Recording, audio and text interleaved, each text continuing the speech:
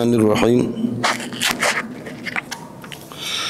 نحمده ونصلي ونسلم على رسوله الكريم اما بعد فاعوذ بالله من الشيطان الرجيم بسم الله الرحمن الرحيم يا أيها الذين آمنوا لا تتخذوا اليهود والنصارى أولياء بعضهم أولياء بعض ومن يتولهم منكم فإنه منهم إن الله لا يهدي القوم الظالمين فترى الذين في قلوبهم مرض يسارعون فيهم يقولون نخشى أن تصيبنا دائرة فعسى الله أن يأتي بالفتح أو أمر من عندي فيصبحوا على ما أسروا في أنفسهم نادمين ويقول الذين آمنوا هؤلاء الذين أقسموا بالله جهد أيمانهم إنهم لمعكم حبطت أعمالهم فأصبحوا خاسرين يا أيها الذين آمنوا من يرتد منكم عن دينه فسوف يأتي الله بقوم يحبهم ويحبونه أذلة على المؤمنين أعزة على الكافرين يجاهدون في سبيل الله ولا يخافون لومة لائم ذلك فضل الله يؤتيه من يشاء والله واسع عليم إنما وليكم الله ورسوله والذين آمنوا الذين يقيمون الصلاة ويؤتون الزكاة وهم راكعون ومن يتولى الله ورسوله والذين آمنوا فإن حزب الله هم الغالبون.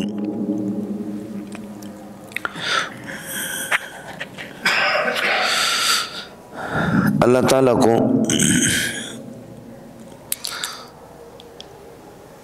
کفر سے جس طرح نفرت ہے اور کافر سے نفرت ہے،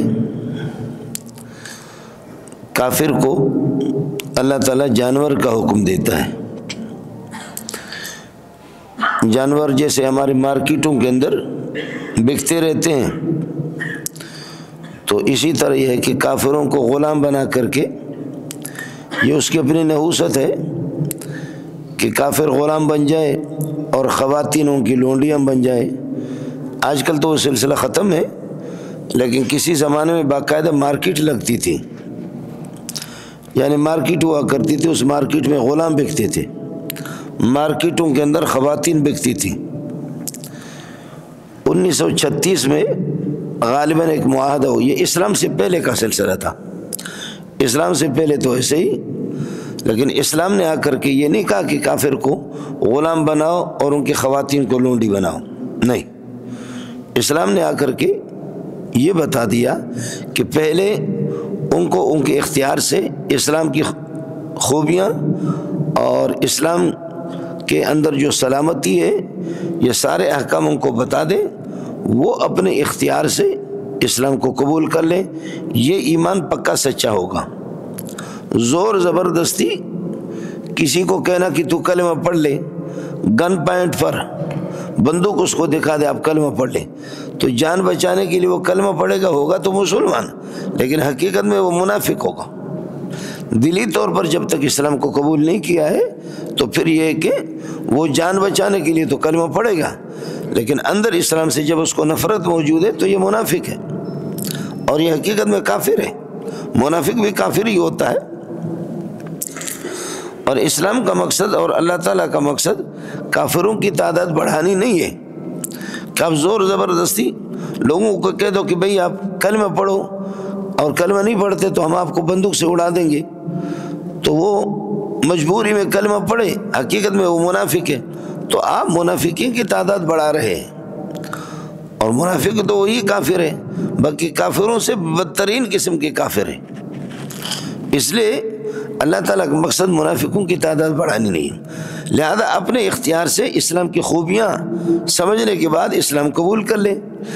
بصورت دیگر اگر کوئی اسلام قبول نہیں کرتا اور اسلام اس کو پسند نہیں ہے، وہ اپنے دین کو چھوڑنا نہیں چاہتا، کفری اپنے دین پر برقرار رہتا ہے، تو فرماتے کہ بالکل رہو، اپنے دین پر رہو، یہودیت پر رہو، نصرانیت پر رہو، لیکن اپنی عبادت گاہوں میں، اپنے چرچوں میں، کلیساؤں میں، مندروں میں، انہیں میں آپ عبادت کر لیں، لیکن باہر آپ کو کفریہ عقائد اور کفریہ نظریات کے پرچار کرنے کی آپ کو اجازت نہیں ہوگی. ریاست اسلامیہ کے تحت آپ کو کفری عقائد کے پرچار اور تبلیغ کرنے کی اجازت نہیں ہوگی۔ یعنی کافر عجیب سوال تو ان کا عجیب سا ہے کہ بھائی آپ کے ملک، آپ کے پاکستان کی تبلیغی جماعتیں آتی ہے، ہندوستان کی تبلیغی جماعتیں آتی ہے، برطانیہ میں، فرانس میں، ہم ان کو تبلیغ کرنے کے لیے چھوڑتے ہیں، وہ اسلام کی تبلیغ کرتے ہیں، لیکن ہماری جب یہودیت اور نصرانی، یہود و نصارہ وہ پاکستان میں آتے، بنگلہ دیش میں آتے، افغانستان میں جاتے، سعودیہ میں، تو آپ ان کو تبلیغ کرنے کے لیے کیوں نہیں چھوڑتے؟ جب ہم تو آپ کو اجازت دے رہے ہیں تو آپ اجازت کیوں نہیں دے؟ تو اس کی بنیادی وجہ یہ ہے کہ حضرت اقدس صلی اللہ علیہ وسلم خود اس بات کا پابند ہے کہ آخری نبی آپ ہیں اور آپ کی شریعت ناسخ ہے، تمام شریعتیں منسوخ ہے، جتنے بھی ادیان ہیں وہ منسوخ ہے۔ جب منسوخ ہے اور ان پر عمل کرنا بھی حرام ہے، حضرت کی آمد کے بعد ان پر عمل کرنا حرام ہے، تو ان کی تبلیغ کرنے کی کیسے اجازت ہوگی؟ تبلیغ کیوں کی اجازت نہیں ہے؟ البتہ اسلام اس کی اجازت دیتا ہے کہ بھائی آپ اپنی عبادت گاہوں میں رہیں اور یہ ہے کہ جزیہ دے دیں، ٹیکس دے دیں، عبادت کریں آپ اپنی عبادت گاہوں میں۔ ان کے چرچوں میں گئے، صحابہ گئے ہیں، حضرت عمر گئے ہیں، بہت سے صحابہ ان کے چرچوں میں گئے۔ حضرت اقدس صلی اللہ علیہ وسلم کے بارے میں تو میں نے نہیں سنا ہے کہ کوئی حدیث میرے سامنے نہیں ہے کہ حضرت اقدس صلی اللہ علیہ وسلم یہود و نصارہ کی عبادت گاہوں کے اندر گیا ہو، ایسے نہیں گئے، بلکہ آپ نے فرمایا کہ بہت سی عبادت گاہیں ان کے جب وہاں اسلام پھیلا تو حضرت اقدس صلی اللہ علیہ وسلم نے فرمایا کہ یہ کہ بت یہاں سے نکال دو اور پانی چھڑکا دو، جگہ کو پاک کر کے مسجد بنا دو۔ خود کعبۃ اللہ کے اندر 360 بت تھے، خود کعبۃ اللہ کے اندر جو بت تھے، تو حضرت اقدس نے انکار کیا کہ میں کعبۃ اللہ کے اندر ایسے داخل نہیں ہو جاؤں گا جب تک ان بتوں کو نکالا نہیں جائے گا۔ بت آپ نکال دیں گے تو پھر اس کے بعد میں محمد رسول اللہ داخل، اور وہی ہو گیا، اور ان بتوں کو نکالا گیا، نکال کر کے، اور پھر آپ بتا رہے تھے وَقُلْ جَاءَ الْحَقُّ وَزَهَقَ الْبَاطِلُ، جَاءَ الْحَقُّ وَزَهَقَ الْبَاطِلُ، بتوں کو نکالنے کے بعد پھر کعبۃ اللہ کے اندر آپ نے عبادت کی۔ باقی بہرحال میں نے عرض کیا کہ ان کی عبادت گاہیں، ان کو منہدم کرنا، ان کو گرانا، ان کو بلڈوزر لگانا یہ شرعن نہیں ہے۔ اگر وہ شرافت سے کام لے لیتے ہیں، ریاست اسلامیہ کے تحت رہتے ہیں اور وہ ٹیکس دیتے ہیں، آپ کو جزیہ دیتے ہیں، تو ان کی عبادت گاہوں کی حفاظت کی جائے گی، ان کے عبادت گاہوں کا تحفظ کیا جائے گا، ان کو عبادت کرنے کی اجازت ہوگی، وہ اپنی عبادت گاہوں میں عبادت کرے، باہر پرچار کرنے کی اجازت نہیں ہوگی۔ زور زبردستی ہم ان کو مسلمان بنائیں تو اندر سے تو وہ کافر ہوں گے، اندر سے منافق ہوں گے۔ یہ اسلام کا مقصد نہیں ہے کہ منافقوں کی تعداد بڑھانا۔ لہذا اگر اختیار سے اسلام کو قبول نہیں کرتے تو پھر جزیہ دے دیں، کافر رہیں، یہودی رہیں، نصرانی رہیں، اپنی عبادت گاہوں میں عبادت کریں، لیکن نہ ہم جزیہ دیں گے، نہ اسلام کو قبول کریں گے، اور ہم کھل کر کے تبلیغ کریں گے، یہودیت کے پرچار کریں گے، نصرانیت کے پرچار کریں گے۔ تو اب حکم ہے، اب حکم ہے کہ یا تمہاری گردنیں رہیں گی، یا تمہاری گردنیں اڑ جائیں گی، یا ہماری گردن اڑ جائیں گی۔ اس لیے کہ آخری شریعت کے بعد، آخری دین کے بعد اب باہر کسی اور شریعت کی پرچار کرنے کی اجازت نہیں ہے۔ اب ترتیب یہی ہوگی۔ پھر حضرت اقدس صلی اللہ علیہ وسلم نے اپنی حیات طیبہ میں یہود و نصارہ سے آپ نے ان سے معاہدہ کیا ہے جنگ بندی کا کہ بھئی جنگ نہیں کریں گے۔ اگر آپ ہمارے خلاف، یہود و نصارہ کو کہا کہ جب تک آپ ہمارے خلاف، مشرکین مکہ سے براہ راست آپ کا ٹکر تھا، مشرکین مکہ کو آپ سپورٹ نہیں کریں گے، آپ کی دین تو سابقہ دیان ہے، آپ کو ہم اجازت دیں گے، لیکن آپ ہمارے حلیف بن جائیں۔ اور حلیف بنا کر کے آپ نے کبھی کافروں کی ایک جماعت سے، کبھی یہود، کبھی نصرانی، اور کبھی کسی قبیلے کو ساتھ ملا کر کے لڑتے رہے دیگر کافروں سے، اس کی اجازت ہے۔ مولانا فضل الرحمان غریب کبھی اگر کسی جماعت کو ملا کر کے دوسرے سے، پھر کبھی اس سے کرتا ہے تو لوگ اس پر ملامت کرتے ہیں، لیکن اس کی اجازت ہے، اس کی اجازت ہے۔ تو آپ نے یہود و نصارہ کو حلیف بنا کر کے ان سے معاہدہ بھی کیا ہے کہ جیسے کہ مدینے میں آپ صلی اللہ علیہ وسلم تشریف لائے تو بنو قریظہ اور بنو نذیر اور بنو قینقاع، یہ 3 جماعتیں یہودیوں کی، 3 گروپ، بنو نذیر، بنو قریظہ اور بنو قینقاع، 2 میل کے فاصلے پر، یعنی 3.5 کلومیٹر 4 کلومیٹر کے فاصلے پر مدینہ کے دائیں بائیں یہ لوگ آباد تھے اور بڑے بڑے تاجر تھے، اور وہاں کے مدینہ کے باشندے اوس اور خزرج جو عرب تھے وہ ان سے مرعوب تھے، وہ ان سے دبے ہوئے تھے، اس لیے کہ تجارت سب کچھ ان کے ہاتھ میں تھی، تجارت سب کچھ ان کے ہاتھ میں تھی۔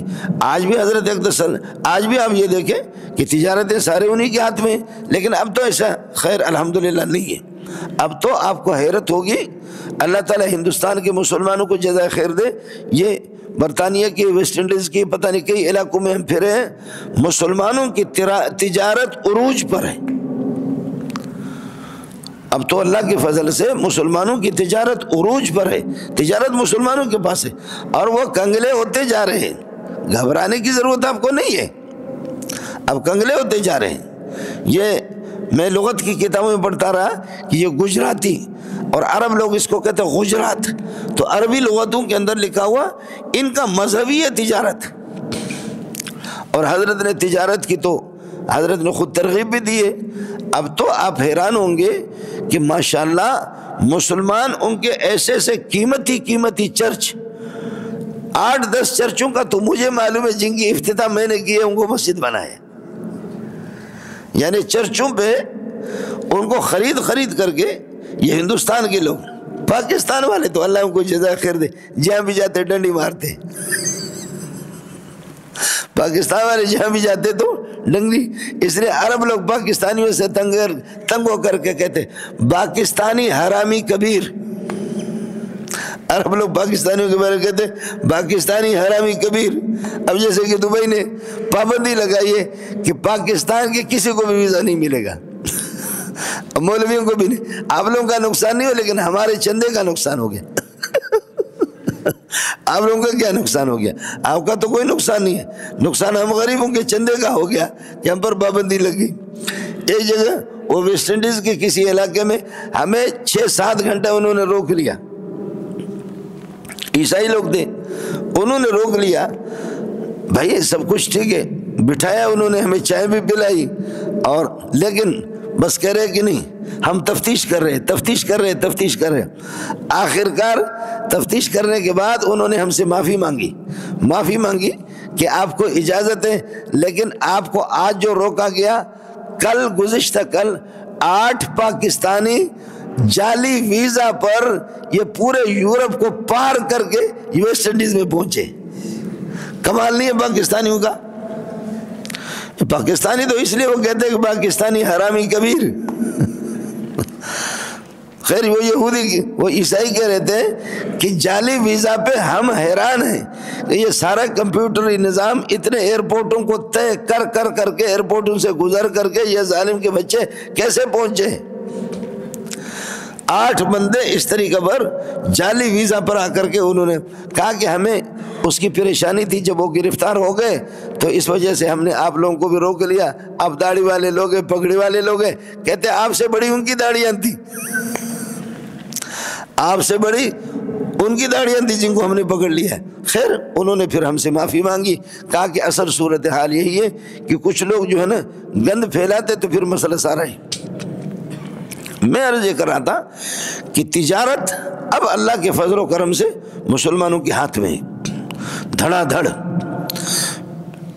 8-10 تو چرچ مجھے یاد ہے کہ چرچوں کو خرید کر کے کروڑوں ڈالروں میں اور لاکھوں ڈالر میں چرچوں کو مسلمان خرچ کر کے خرید کر کے پھر وہ مسجد بنا رہے ہیں۔ لیکن ان کے ہاں یہی ہے کہ چرچ کی شکل کو آپ بدلیں گے نہیں، بعض جگہوں میں اجازت بھی دیتے ہیں لیکن بعض جگہوں میں کہتے ہیں چرچ بھی عبادت گاہ ہے، چرچ بھی عبادت گاہ ہے اور کلیسا بھی عبادت گاہ ہے، مندر بھی عبادت گاہ ہے، ہم بیچ رہے ہیں آپ کو لیکن اس میں آپ مارکیٹ نہیں بنائیں گے، اس کو عبادت گاہ بنائیں گے۔ مسلمان کہتے ہیں ٹھیک ہے عبادت گاہ بنائیں گے، شکل اس کی وہی ہوگی لیکن اندر اس کو مسجد بناتے ہیں۔ یہ تبلیغی جماعت والوں نے، اللہ ان کو جزائے خیر دے، یعنی سینکڑوں نے، ہزاروں چرچوں کو خریدا ہے۔ آپ کو گھبرانے کی ضرورت نہیں ہے۔ ہماری کمزوریاں ہیں، ہماری کوتاہیاں ہیں، ہماری غفلت بھی ہے، ہماری توجہ نہیں ہے، ہم اتنا اسلام کو اہمیت دے نہیں رہے ہیں، لیکن الحمدللہ اللہ کے فضل و کرم سے پھر بھی اسلام بڑھ رہا ہے، اسلام بڑھ رہا ہے۔ آپ کو گھبرانے کی ضرورت نہیں ہے۔ آپ مجھے صرف یہ بتاؤ، مکہ بھی تو آپ کا نہیں تھا، مکہ سے آپ کو نکالا گیا، رسول پاک صلی اللہ علیہ وسلم کو، ابو بکر عمر عثمان علی کو نکالا گیا۔ مدینہ بھی آپ کا نہیں تھا، دبئی آپ کا نہیں تھا، قطر آپ کا نہیں تھا، مسقط آپ کا نہیں تھا، بحرین آپ کا نہیں تھا، کویت آپ کے نہیں تھے، پاکستان آپ کا نہیں تھا، انڈیا آپ کا نہیں تھا، بنگلہ دیش آپ کا نہیں تھا۔ تو آپ بتاؤ کہ 1500 سال کے اندر آپ کو نقصان ہو گیا یا آپ کو فائدہ ہو گیا؟ آپ تو بڑھ رہے ہیں۔ خواہ ایک واویلا ہے، ہماری کمزوریاں تو ہے، یہ تو میں مانتا ہوں کہ مسلمان سارے کے سارے اگر حساس ہو اور بیدار دماغی سے اگر کام لے لے تو انشاءاللہ زیادہ وقت نہیں لگے گا۔ لیکن یہ کہہ دینا کہ جی اب وہ سلسلہ نہیں رہا، اب یہ کہ اسلام کمزور ہوتے جا رہا، انشاءاللہ ایسی صورتحال نہیں ہے۔ یہ ساری زمینیں، جتنے علاقے، یہ سارے کے سارے اب تو تبلیغ جماعتیں 7 بر اعظموں کے اندر پہنچ گئے۔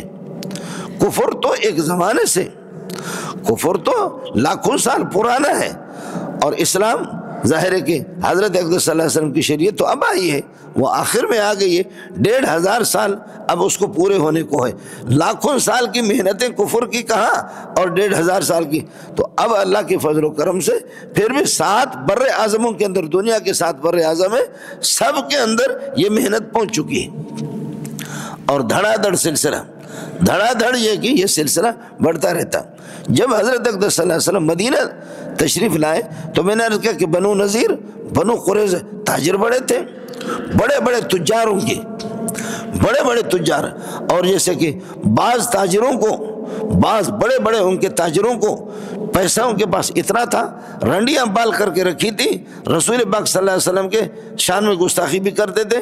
رسول پاک صلی اللہ علیہ وسلم نے فرمایا کہ ان کو قتل کرو، تو صحابی کہتا ہے کہ حضرت آپ اجازت دے دیں، میں دھوکے سے کام لے لوں گا، میں فرار سے کام لے۔ فرمایا جنگ میں اس کی اجازت ہے، جنگ میں اس کی اجازت ہے۔ تو کتنے صحابہ نے یہود و نصارہ کے بڑے بڑے سرمایہ داروں کو جہنم میں پہنچا دیا، جنگ میں اس کی اجازت ہے۔ یہ جو بنو نذیر اور بنو قریظہ حضرت جیسے تشریف لائے، حضرت فرمایا، وہ مدینے میں 2 میل کے فاصلے پر تھے، حضرت فرمایا کہ بھائی ہم آپ کو کچھ نہیں کریں گے، آپ اپنے یہودیت پر رہیں۔ مدینہ ریاست اسلامیہ بن گیا ہے، ریاست اسلامیہ، اور اس ریاست اسلامیہ کے تحت آپ ہمیں ٹیکس ادا کر دیں، ہم آپ کو ہر قسم کے تحفظ فراہم کریں گے، آپ اپنی یہودیت پر رہیں، نصرانیت پر رہیں۔ لیکن اندر گراؤنڈ ان خبیثوں نے یہ سلسلہ شروع کیا کہ مشرکین مکہ وہاں سے ان کو خط لکھتے رہے کہ تم لوگ اتنے مالدار ہو، اتنے تاجر ہو، تجارت ہے، پیسہ ہے، ابو بکر عمر کنگلے لوگ ہیں، یہاں سے ہم نے ان کو بھگا دیا، نکالا، اور تم ہمارے دشمنوں کو سپورٹ کر رہے ہو، محمد کو تم سپورٹ کر رہے ہو، خبردار خبردار، محمد رسول اللہ صلی اللہ علیہ وسلم کو نکال دو۔ چنانچہ رسول پاک صلی اللہ علیہ وسلم کے جب حلیف تھے، معاہدہ تھا کہ ہم ایک دوسرے کے یہ کہ پریشانیوں میں شامل بھی ہو جائیں گے، اس طریقہ پر ہوگا، آپ پر اگر کوئی حملہ کرے گا تو ہم آپ کے ساتھ دیں گے، حالانکہ وہ کافر تھے یہود و نصارہ، آپ پر اگر کوئی حملہ کرے گا ہم آپ کے ساتھ دیں گے، ہم پر کوئی حملہ کریں گے آپ ساتھ دیں گے۔ لیکن ان شرائط کی پاسداری، کوئی فریق دوسرے فریق کے یہ کہ جاسوسی نہیں کرے گا، کوئی فریق دوسرے فریق کی خبریں اس طریقے پر ان کو نقصان پہنچانے کی کوشش نہیں کرے گا، یہی ترتیب تھی۔ اب ہوا یہ، مشرکین نے جب ان کو دھمکیاں دی، مشرکین نے جب ان کو مکے سے ابو جہل وغیرہ ان لوگوں نے دھمکیاں دی تو انہوں نے غداری کرنا شروع کر دیا۔ غداری اس طرح شروع کر دی کہ ایک صحابی نے غلطی سے 2 بندوں کو قتل کر دیا۔ ایک صاحب تو ظاہر ہے کہ وہ تھے کافر، لیکن معاہدہ تھا کہ بھائی ہم آپ کو کچھ بھی نہیں کریں گے۔ جب غلطی سے صحابی نے قتل کر دیا ان کے 2 بندوں کو، تو ان کی دیت دینے کے لیے، اب دیت ان کی لازم ہے، دیت 100 اونٹ ہے، اب ہر مقتول کے لیے 100 اونٹ 100 اونٹ، تو 200 اونٹ اب 200 اونٹ رسول پاک صلی اللہ علیہ وسلم نے فرمایا کہ ہمارے پاس نہیں ہے، تو آپ نے بنو نذیر کو کہا کہ میں آپ کے پاس آنا چاہ رہا ہوں، اور آپ تو چونکہ ہمارے حلیف ہے، ہمارے دوست ہے، جنگ بندی کا آپ سے معاہدہ ہو چکا ہے، جنگ بندی کا، تو آپ ہمیں سپورٹ کریں گے، کچھ اونٹ دے دو۔ انہوں نے کہا کہ جی بالکل آپ آ جائیں، آپ آ جائیں۔ آپ نے حضرت ابو بکر عمر ان کو لے کر کے صحابہ کو، کچھ صحابہ کی جماعت لے کر کے آپ وہاں گئے۔ انہوں نے طے یہ کیا، پہلے سے طے یہ کیا تھا کہ محمد رسول اللہ کو ایک جگہ پر ہم بٹھائیں گے، ایک دیوار کے پاس بٹھائیں گے، اور ایک نے کہا کہ میں دیوار پہ چڑھ کر کے بڑا سا پتھر محمد کے سر پہ ماروں گا۔ منصوبہ بندی تو دیکھو۔ چنانچہ رسول پاک صلی اللہ علیہ وسلم یہ جو عامریین 2 بندے جو قتل ہو گئے، ان کی دیت کے سلسلے میں آپ حضرت ان کے ہاں تشریف لگے۔ تھوڑی دیر جیسے بیٹھے، اب تک ان کا منصوبہ کہ ایک آدمی دیوار پہ پیچھے سے چڑھے گا، بڑا سا پتھر چٹان اٹھا کر کے محمد کے سر پہ مار دے گا، یہ ان کا طے تھا کہ اب وہ اپنا منصوبہ بنا چکے تھے۔ حضرت تھوڑی دیر کے لیے دیوار کے پاس بیٹھا، نہیں بیٹھا کہ جبریل نے آ کر کے بتایا کہ حضرت واپس مدینہ چلے جاؤ، آپ مدینہ تشریف لے جاؤ، اور یہ جو ہے نا انہوں نے اس قسم کا منصوبہ بنا دیا۔ اب حضرت اقدس صلی اللہ علیہ وسلم کو جب ان کی خباثت کا پتہ چل گیا تو آپ واپس مدینہ تشریف لائے۔ مدینہ تشریف لانے کے بعد آپ نے پیغام بھیجا ان کو کہ 5-10 دن کے اندر پوری بستی خالی کرو، پوری بستی خالی کرو اور نکل جاؤ یہاں سے، خیبر چلے جاؤ، یہاں سے نکلو، اور آپ کی سواریاں، آپ کے اونٹ جو سامان اٹھا سکتے وہ لے جاؤ، منقول سامان آپ لے جاؤ۔ اب اس پر اللہ آپ کا بھلا کرے، مشرکین نے اور دوسروں نے، انہوں نے کہا کہ جی نہیں، کوئی آپ کو نکالے گا نہیں، ہم آپ کے ساتھ دیں گے۔ حضرت فرمایا کہ نکلے آپ، چونکہ معاہدہ کو آپ نے توڑا ہے، وعدہ آپ نے توڑا ہے، شرائط بندی بھی آپ نے توڑی۔ آج بھی امت عجیب ہے۔ 1936 میں بین الاقوامی اقوام متحدہ کا ایک معاہدہ ہو گیا کہ کوئی ملک کسی پر ظلم نہیں کرے گا، فیصلہ اقوام متحدہ والے کریں گے، اور اگر کسی ملک نے کسی ملک پر چڑھائی کر دی تو ان کو غلام نہیں بنائیں گے، ان کو غلام نہیں بنائیں گے، وہاں کے لوگ جو گرفتار ہوں گے ان کو غلام نہیں بنائیں گے، اور ان کی عورتوں کو لونڈی نہیں بنائیں گے۔ لیکن امریکہ بابا اور اسی طرح روس نے ہم سب کو غلام بنا دی۔ ہمارا ملک ایک کالونی ہے، ہمارا ملک آپ یقین کیجئے گا کہ ایک کالونی ہے۔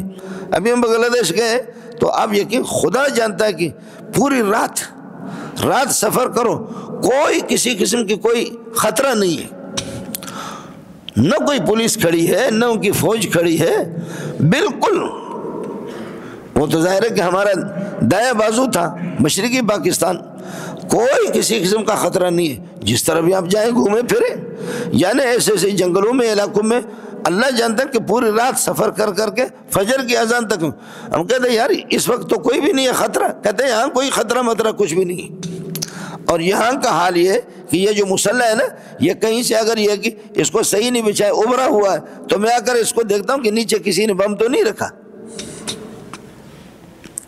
یہاں تو اتنا ڈر لگ رہا، یہاں اتنا ڈر لگ رہا، اور یہاں ماشاءاللہ اتنا امن ہے کہ قرآن مجید کو اندر سے کاٹ کر کے اس کے صفحات کو چھوٹا سا بم اور بارود اس میں رکھتے ہیں، رکھ کر کے کہتے ہیں مولوی صاحب میں سعودیہ سے آیا ہوں، یہ قرآن مجید آپ کے لیے میں نے گفٹ میں لایا، قرآن مجید آپ کے لیے گفٹ میں لایا۔ مولوی صاحب نے اس کو لے لیا، وہ تھوڑا سا ہٹ گیا، وہاں سے بٹن دبا دیا، ڈز، وہ قرآن کو بھی اڑایا، مولوی صاحب بھی اڑ گیا۔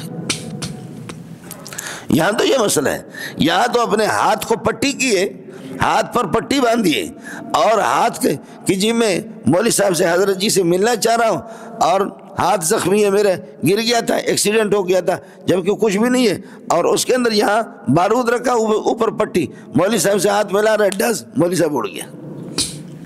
یہاں تو یہ ہے کہ پلاسٹک کا پاؤں ہے، اس کا پاؤں یہاں سے کٹا ہوا، اور پلاسٹک کا پاؤں ہے، اس کے اندر بارود ہے، لنگڑا کر کے میں حضرت اقدس سے ملنا چاہ رہا ہوں، حضرت اقدس سے ملنا چاہ رہا ہوں، حضرت اقدس سے ملا، حضرت جی اڑ گیا۔ یہ مسلمانوں کے اندر یہ عجیب سی چیزیں،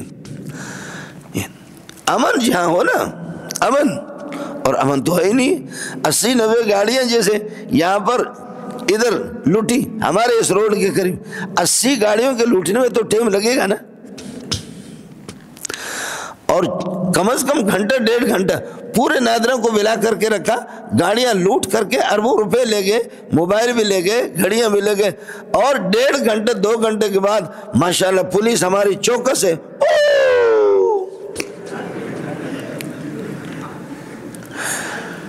پاکستان زندہ باد، پاک فوج زندہ باد، زندہ باد۔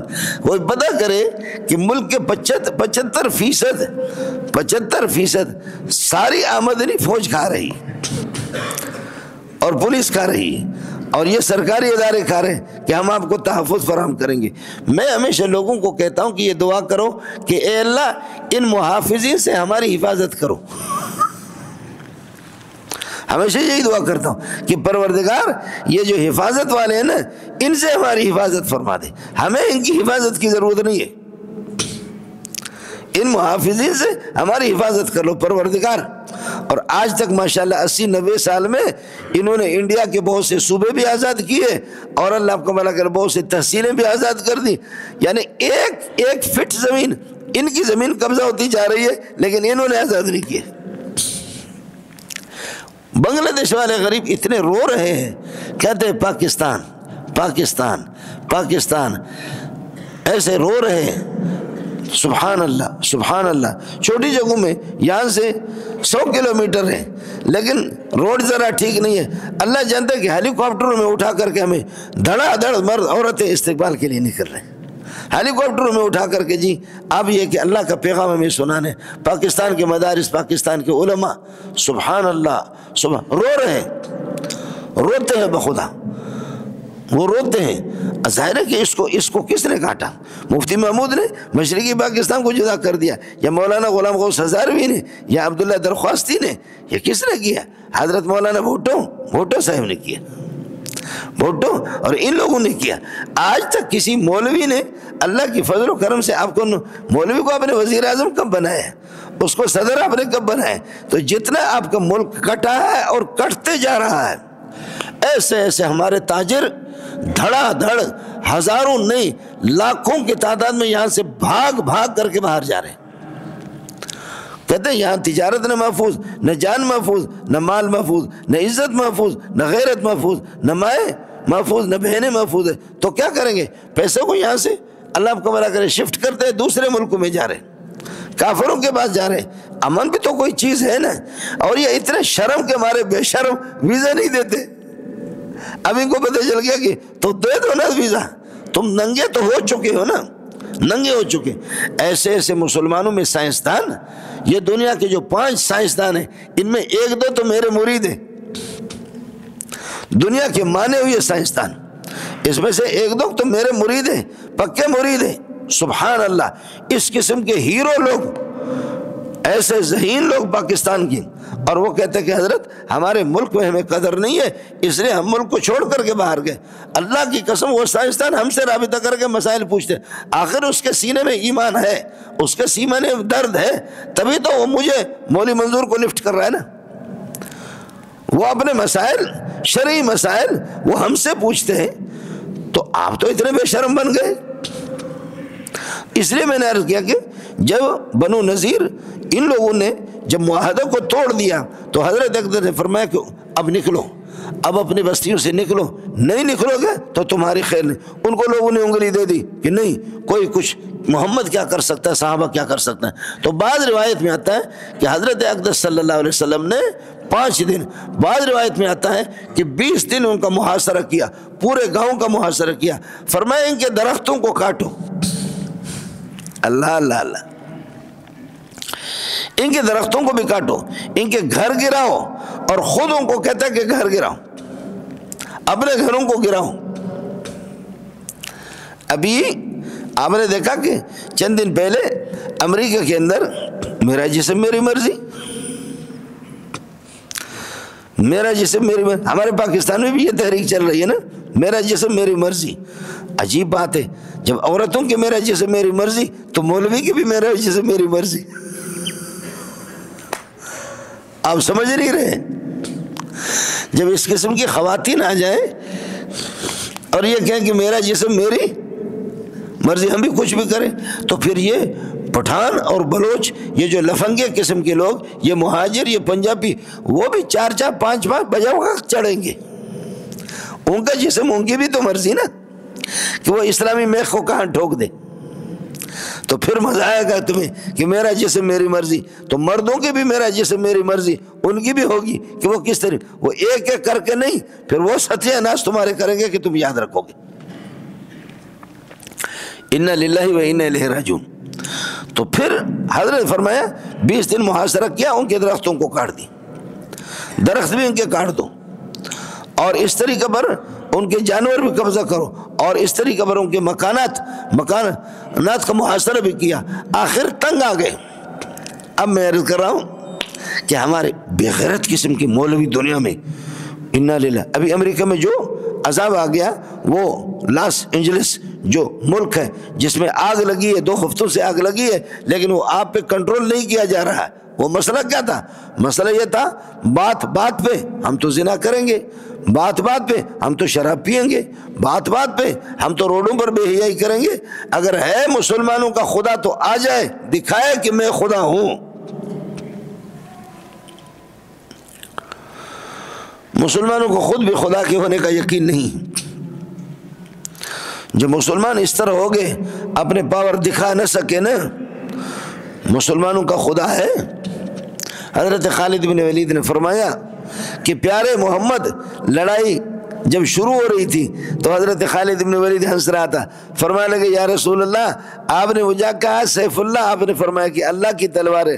حضرت مجھے پتہ نہیں ہے کہ میں کتنے کاٹتا ہوں، اللہ کے لیے اے محمد سارے ابو بکر عمر عثمان کو ہٹا دو، دیکھ لو، صرف تماشا دیکھ لو کہ اللہ کی تلوار کس طرح کاٹتا ہے، اکیلا مجھے چھوڑو۔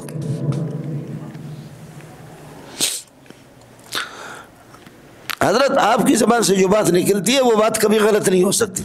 آپ نے کہا اللہ کی تلوار، تو مجھے تو عملی طور پر پتہ چلے کہ میں اللہ کا تلوار ہوں۔ آپ ذرا ہٹ جاؤ، ان کو میں بھی دیکھوں کہ میری طاقت کتنی ہے، اور یہ بھی دیکھ لیں کہ ان کی طاقت کتنی ہے۔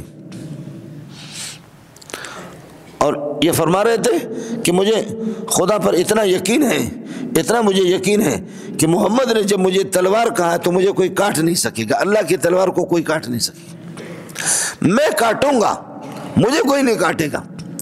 چنانچہ جب آخری موت، جب بسترے پر مر رہا تھا تو اس وقت رو رہا تھا، خالد بن ولید بسترے پر رو رہا تھا، کہنے لگے لا نامت اعین الجبن، بزدل لوگوں کی آنکھیں کبھی ٹھنڈی نہ جو، او بزدلو، اللہ کی قسم پاؤں سے لے کر کے سر تک، سر سے لے کر کے پاؤں تک میری کوئی ایسی جگہ نہیں ہے جس پر دشمن نے حملہ نہ کیا ہو۔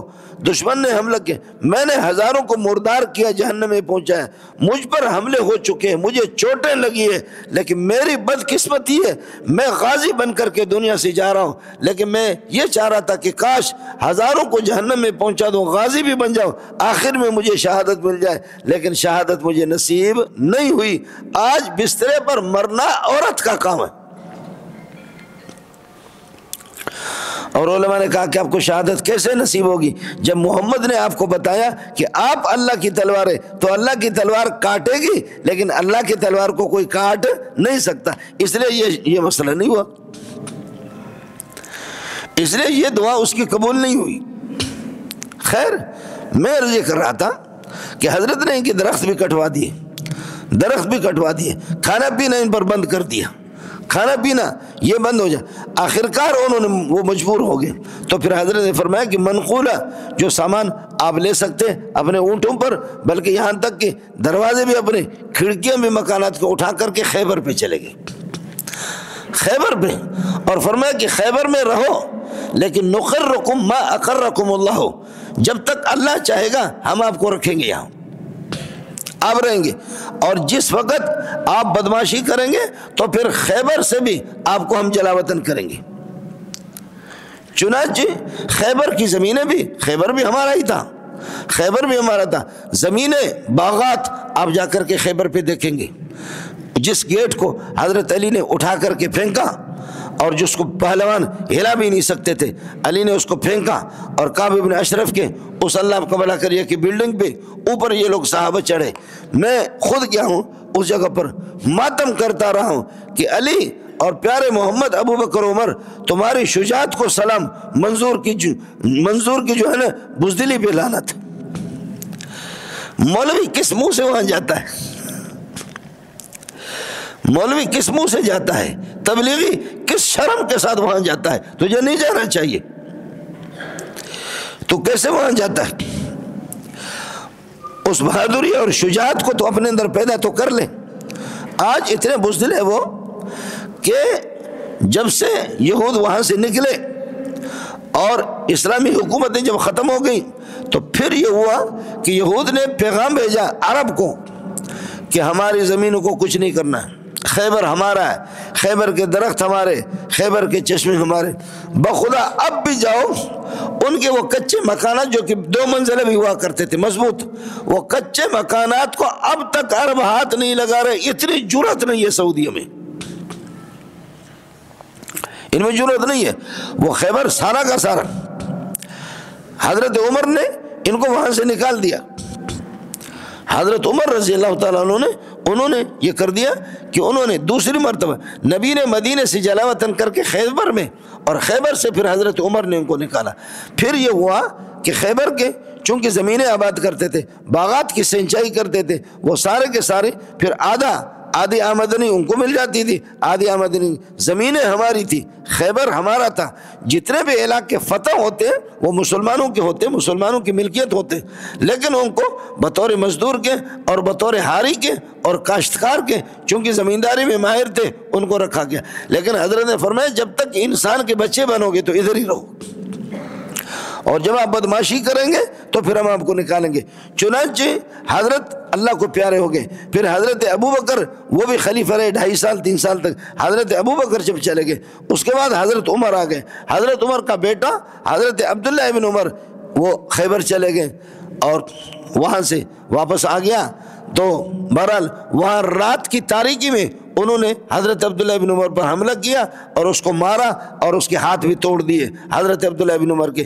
تو حضرت عمر رضی اللہ تعالیٰ نے فرمایا کہ دیکھو ان نامعلوم افراد نے میرے بیٹے پر حملہ کیا، صحابی رسول پر حملہ کیا، کوئی نامعلوم نہیں ہے، میرے جتنے بھی میں سمجھتا ہوں کہ یہ یہود ہے، انہیں یہودیوں نے کیا۔ اس لیے حضرت عمر نے فرمایا گیٹ آؤٹ، نکلو یہاں سے، نکل جاؤ یہاں سے۔ تو ان کے جو بڑے نے کہا کہ عمر آپ ہمیں کیسے نکالتے ہیں؟ رسول پاک نے خود ہمیں یہاں پر رکھا اور فرمایا کہ آپ ادھر ہی رہیں زمینہ۔ تو حضرت عمر نے فرمایا آپ کو یاد نہیں ہے بدماشو، نبی نے فرمایا کہ نکرکم ما اکرکم اللہ، جب تک اللہ آپ کو برقرار رکھے گا ہم آپ کو برقرار رکھیں گے، اور آپ جب بدماشی کر رہے ہیں تو اس لیے آپ یہاں رہ نہیں سکتے۔ آپ کو یاد نہیں ہے کہ نبی پاک صلی اللہ علیہ وسلم نے بتایا کہ جب تک آپ انسان کے بچے بنیں گے، جب تک آپ بدماشی نہیں کریں گے، شرارت نہیں کریں گے، تو پھر یہ کہ ہم آپ کو رکھیں گے۔ لیکن آپ بدماشی کر کے میرے بیٹے کے ہاتھ کس نے توڑ دیے؟ یہ بدماشی کس نے کی؟ نکلو یہاں سے۔ وہاں سے شام اور اریحا اور شام کی طرف حضرت عمر نے ان کو جلا وطن کر دیا۔ میں عرض کر رہا تھا کہ ان کے درخت بھی جلا دیے، درخت بھی ان کے جلا دیے، مکانات بھی ان کے گرا دیے۔ اب ماشاءاللہ ہمارے سائنسدان اللہ اللہ اللہ اللہ، لوگ خراب نہیں ہے، خراب مولوی ہے، لوگ خراب نہیں ہے، مولوی خراب ہے۔ اب یہ جو لاس اینجلس کے اندر جو عذاب آ گیا خدا کا اور وہ آگ جل، یہ لوگ یہاں سے پہنچے ہیں، پاکستان کے بھی ماشاءاللہ ہر جگہ کے ہر علاقے کے جہاز پہنچے ہوئی ہے کہ آگ بجھائیں، ان کے ساتھ ہمدردی کرے، ان کے ساتھ ہمدردی کرے۔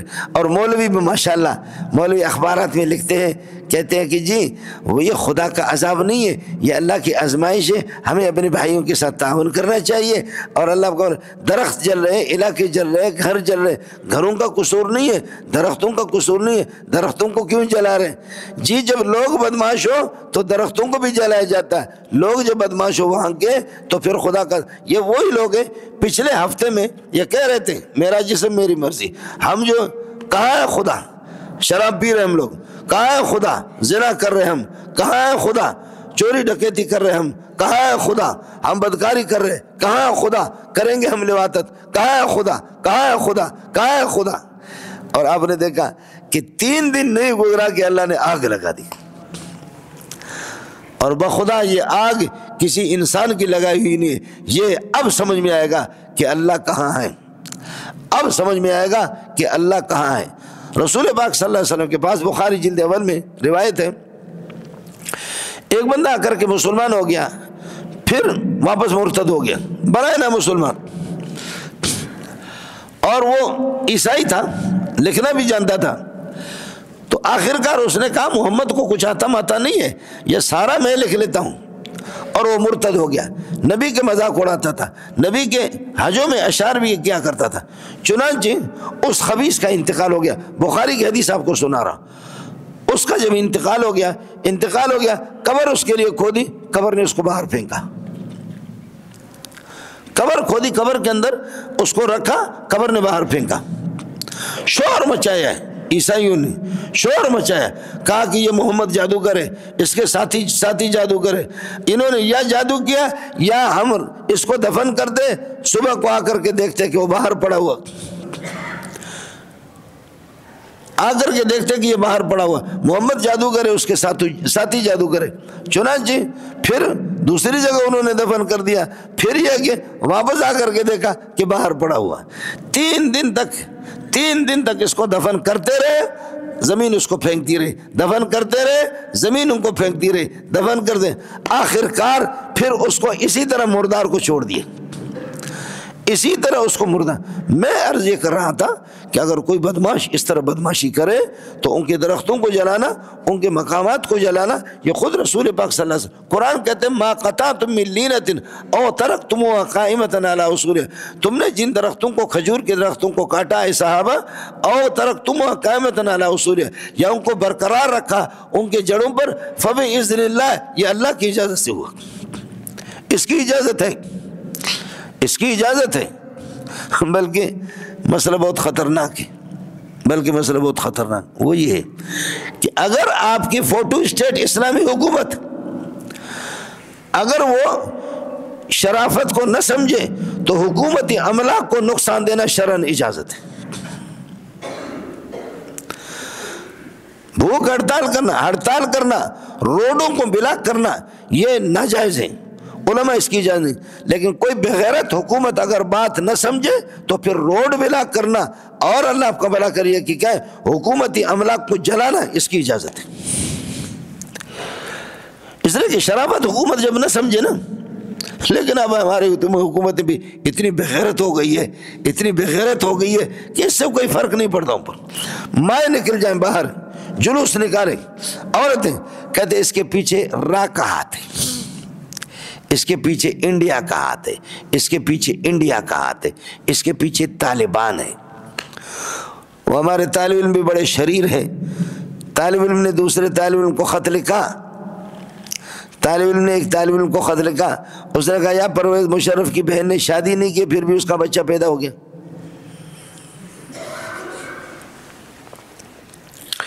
طالب علم نے دوسرے کو خط لکھا، مذاق ہے، طالب علم بھی بڑے شیطان، کہتے کہ جی اس نے شادی نہیں کی، اس کا بچہ پیدا ہو گیا. نامعلوم افراد نے یہ سلسلہ کیا، یہ بچہ کہاں کا ہے؟ دوسرے طالب نے جواب دیا ملزم کا مجھے معلوم ہے. کہا کون سا ملزم؟ کہتے طالبان نے کیا ہوگا. دوسرے نے جواب دیا کہ طالبان نے. یہاں پکڑ کر کے آپ پٹھانوں کو مارتے رہے، لاکھوں پٹھانوں کو.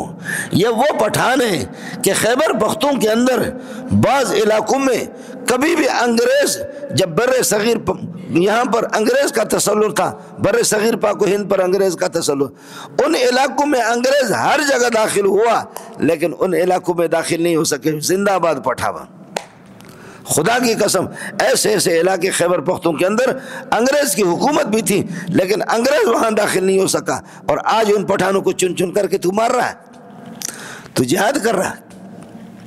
بلوچستان کے ایسے علاقے عرب تاریخوں میں آپ کو دکھاؤں، بلوچستان کے ایسے علاقے، الجوہر المنقوش فی تاریخ البلوش، عربی کتاب آپ کو بتا رہا ہوں، الجوہر المنقوش فی تاریخ البلوش، کہ بلوچستان کے اندر ایسے دیندار لوگ، ایسے غیرت مند لوگ تھے کہ کئی ہزاروں انگریزوں کو انہوں نے مردار کر دیا. عرب تاریخ دبئی والا، سعودیہ والا، سعودیہ میں بیٹھ کر کے آپ کے بلوچستان کو لکھتا ہے. دبئی میں قطر میں بیٹھ کر کے آپ کے خیبر پختون کو لکھتا ہے، اور آج شرم کی بات ہے کہ آپ ان کو چن چن کر کے مار رہے ہیں۔ علماء کو درمیان میں کیوں نہیں ڈالتے؟ علماء کو کیوں نہ؟ اور مولوی بھی ایسے بیٹھے ہوئے کہ امریکہ کی وفاداری کی بھی بتا رہے۔ اللہ نے جہاں کافروں کو تباہ کیا ہے تو آخر میں اللہ نے فرمایا فَقُطِعَ دَابِرُ الْقَوْمِ الَّذِينَ ظَلَمُوا، کافروں کے جڑ اکھاڑ دی گئی، کافروں کو تباہ کیا گیا۔ الحمدللہ رب العالمین، بہت اچھا ہوا۔ یہ قرآن میں 7ویں پارے میں میں نے عرض کیا کہ کافروں کو ہم تحفظ فراہم کریں گے، وہ اپنے یہودیت پر رہے، نصرانیت پر رہے، زور زبردستی کسی پر اسلام نافذ نہیں کریں گے، وہ ٹیکس دے دے اور ہمارے ملک میں رہے، اپنے دین کے پرچار کرنے کی اجازت نہیں ہوگی۔ لیکن اگر وہ بدماشی کرے، اور بدماشی ہمارے ساتھ اتنا بھی ہوا، اتنی بدماشی ہو گئی کہ ہم جیسے بزدل، یعنی آپ مجھے بتاؤ کہ آپ کس غیرت کے ساتھ باہر جا کر کے کہو گے کہ ہم اس پاکستان کے ہیں کہ اپنی بہن عافیہ اٹھا کر کے یہاں سے انگریزوں کے حوالہ کیا، خواتین کو اٹھا کر کے ان کے حوالہ کرنا، میں کس طرح کہوں کہ پاکستان کے لوگ غیرت مند ہیں؟ کیسے کہوں؟ فوراً سامنے والا مجھے کہتا بکواس بند کر کتے کا بچہ، ارے تم نے اپنے عورتوں کو اٹھا کر کے گوروں کے حوالے نہیں کیا؟ میں کیا جواب دے دوں؟ آج ہماری اس بہن کی عزت، وہ میری بہن نہیں ہے، وہ آپ کی بہن نہیں ہے، وہ سرکاری اداروں کی بہن نہیں ہے کہ اسی پرویز مشرف نے اٹھا کر کے اس کو حوالہ کر دیا۔ اور اللہ نے اس دنیا سے اس ملعون کو جنازہ بھی نصیب نہیں کیا۔ جس مولوی نے جنازہ پڑھا وہ بھی بے غیرت، جنازہ پڑھنے والے بھی بے غیرت، جنازہ بھی اس کو نصیب نہیں ہوا۔ اس طرح ہمارے بہنوں کو اٹھا کر، ملا عبدالسلام ضعیف کو، جبکہ بین الاقوامی قاعدہ ہے، حضرت کے سامنے بہت سے لوگ آتے تھے، قاصد آتے تھے حکومتوں کے، لیکن وہ جاسوسی کرتے۔ حضرت فرماتے ہیں کہ اگر بین الاقوامی قاعدہ نہ ہوتا، بین الاقوامی ضوابط نہ ہوتے تو آپ اس طرح جو جاسوس کر رہے ہیں میں آپ کو قتل کر دیتا، لیکن چونکہ کسی ملک کے سفیر کو کچھ بھی نہیں کہا جاتا، یہ بین الاقوامی، اس لیے آپ سے حساب بعد میں لیا جائے گا، میں آپ کو قتل نہیں کر رہا ہوں کہ آپ سفیر بن کر کے آ گئے۔ سبحان اللہ، سبحان اللہ۔ عبدالسلام ضعیف غریب ہمارے اسلام آباد میں وہ سفیر تھے، افغانستان کے سفیر تھے، اس کو ہمارے شیروں نے، ہمارے دلیروں نے، ہمارے بہادروں نے، ہمارے کمانڈوں نے ننگا کر کے اس کے کپڑے اٹھا کر کے امریکی جہاز کے اندر اس کو پھینک کر کے گوانتانامو پہنچا دی۔ اور آج وہ عبدالسلام کتاب لکھ کر کے کہتے ہیں واہ پاکستان کی غیرت مندو، واہ، ایک مولوی کے کپڑے اتار کر کے ننگا کر کے آپ نے ان کے حوالے، مجھے آخر بین الاقوامی قواعد بھی ہے نہیں ہے، اور تمہارا جہنم انشاءاللہ نہ بھرا ہے نہ بھرے گا، تم نے مجھ پر پیسے لے لیے، تمہارا جہنم نہیں بھرے گا۔ آج وہی عبدالسلام ہے، سورج، ظلم کا سورج غروب ہو گیا اور اسلام کا سورج افغانستان میں طلوع ہو گیا۔ آج وہ کالی پگڑی پہن کر کے اس طرح کہتا ہے، کہتے ہیں اے بے غیرتو سر تو اٹھاؤ، سر تو اٹھاؤ اگر تمہارے اندر غیرت ہے۔ آپ نے دیکھا ہمارے بڑے جب جاتے ہیں تو اس طرح نہیں جا سکتے، اس طرح پتلوں پہنے ہوئے، ٹائی لگائی ہوئی ہے، ننگا سر ہے، اور ایسے بے شرم ہو کر کے جاتا ہے، منہ دکھانے کا قابل ہے۔ بے غیرت کبھی عورتیں کیا کبھی نظر اٹھاتی ہیں؟ رات کو جو شوہر اس کے ساتھ کرتا ہے صبح کو وہ سر اٹھا سکتی؟ اتنا بے غیرت ہے کہ منہ اٹھانے کے بھی قابل نہیں۔ اور وہ ظالم کے بچے اپنے کالی پگڑی پہن کر کے پوری دنیا میں لاکھوں شہید بھی ہو گئے، جہاں بھی جائے پتلوں والوں پر لعنت بھیج کر کے اپنی کالی پگڑی میں اس طرح جا رہا ہے۔ غیرت کس کو کہتے؟ اس لیے میں عرض کر رہا تھا کہ یہ جو درختوں پر جو آگ جل رہی ہے یا ان کے گھروں پر جو آگ لگی ہے، یہ اللہ کا عذاب ہے، اور اس شکل میں بھی رسول پاک صلی اللہ علیہ وسلم نے خود درخت کٹوا دیے۔ اللہ ان کو ہدایت دے دے، اللہ ان کو ہدایت دے دے، اور اللہ ان کے پشت پناہی کرنے والے مولویوں کو بھی ہدایت دے دے، بصورت دیگر پروردگار ان کو غرق کر دے۔ ہمارا ملک بھی ان کے ملک کا ایک قانونی بنا ہوا ہے، قانونی بنا ہوا، یہاں وہاں کے آرڈر آتے، اسی آرڈر کو یہ لوگ نافذ کرتے۔ یہ تو ٹٹو ہے، یہ کوئی حکومت کچھ بھی نہیں ہے۔ وآخر دعوانا الحمدللہ۔